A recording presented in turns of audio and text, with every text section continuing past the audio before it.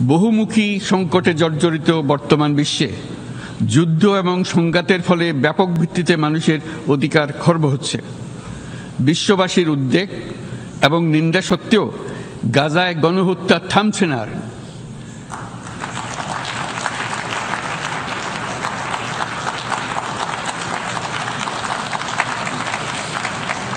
ফিলিস্তিনের মতো বিদ্যমান বাস্তবতা কেবল আরব কিংবা মুসলমানদের জন্যই উদ্বেগজনক নয়, বরং তা সমগ্র মানব জাতির জন্যই উদ্বেগের বিষয়।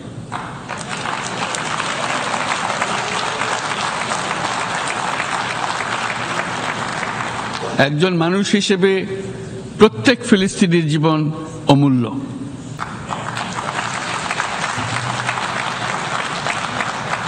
ফিলিস্তিনের জনগণের বিরুদ্ধে যে মানবতা বিরোধী অপরাধ হচ্ছে তার জন্য সংশ্লিষ্ট সকলকে দায়বদ্ধ করতে হবে।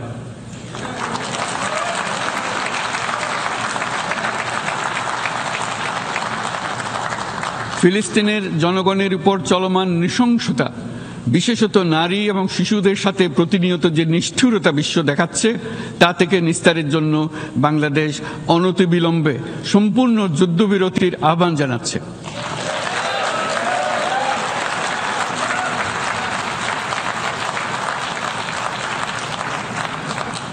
দ্বিরাষ্ট্রভিত্তিক সমাধানেই মধ্যপ্রাচ্যে টেকসই শান্তি আনতে পারবে।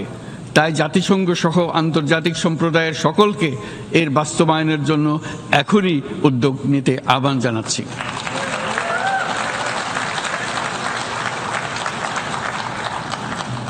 গত 2.5 বছর ধরে ইউক্রেনে চলমান যুদ্ধে বহু মানুষ প্রাণ হারিয়েছে।